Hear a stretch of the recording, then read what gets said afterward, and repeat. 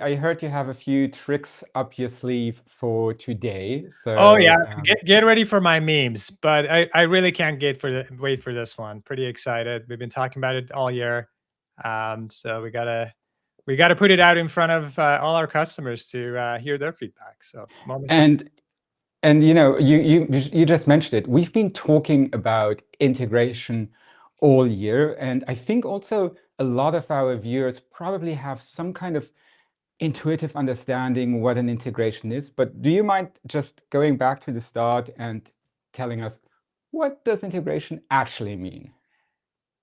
For sure. I was looking at the list of attendees and I see some heavy hitters there, and I'm sure they as they say they eat data for breakfast. And some of you are pretty new, and you might have never really explored it because maybe your event was small, you didn't have the team to be able to manage it, you didn't want the complexity.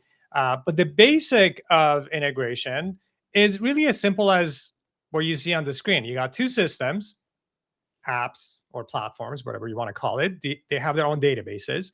And the goal of this integration is that instead of you having to worry about copy pasting or import exporting stuff, this would figure itself out. Well, there are actually two computers that are kind of hosting this database. So why can't they do it? And the way to think about it in the most simplest way is that each of these systems have records. So in HubSpot, we use HubSpot here on the screen. It might be an AMS for your association. It might be your email marketing solution. They host your customer data, your member-based data, and they might define these fields, which is like how you define the data in your system, with different names. So this process is called field mapping. So in this particular case, we're saying like, okay, if your customer type in HubSpot is this, map it to the attendee group. Why? Because when you're running your registration from Eventmobi, you want to make sure your customers get a discount code, or you want your VIPs to have access to a particular session in the event app when they log in. So instead of you having to do that manually, why not automate it? And this is the basic of sort of integration. And there's some basic terminology we'll talk about. One-way sync means one system generates, the other system goes to the other one. Two-way sync means they're always sending stuff back and forth. Sometimes it's trigger-based. Sometimes it's time-based, so it runs every 5 minutes, 10 minutes. So there are different ways, but these are kind of the most basic kind of terminologies that we use for integration. Hopefully that's kind of a good way to kind of get things started. And I think we have a I think I'll let you kind of take the examples as we get into details to talk about this. But I just wanted to highlight that we've published this table on our website. It's in our integration page that talks about the 4 different ways that you can do integration, and you probably fall into one of these 4s.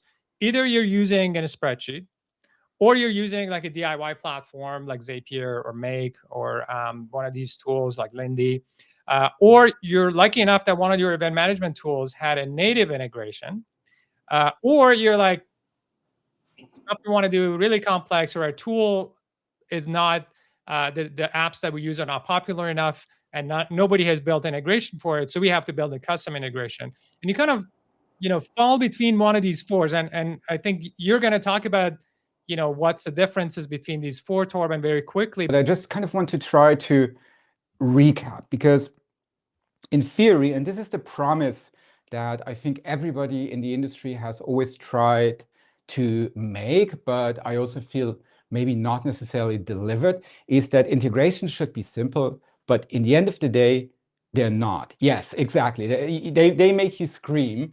And so one of the major problems is obviously that everybody is using different systems. So it's not like we're all using HubSpot or Salesforce, especially when we're talking, for example, about CRM systems, or also in the association space. You have very niche systems, and having every connection pair, pretty tough. The second thing that you mentioned is that either the solutions are very simple or very complex to build. So the simple solutions, yes, they're simple, but they may take time to set up. They have limits in what you mentioned, the field mapping and so on. And on the other hand, you have these complex solutions that are made perfectly for every use case, but that take a long time to build, and they're also really expensive. Did I kind of recap that correctly, Bob? Yeah, that's pretty much it. I think at the core of it, these are kind of the challenges, and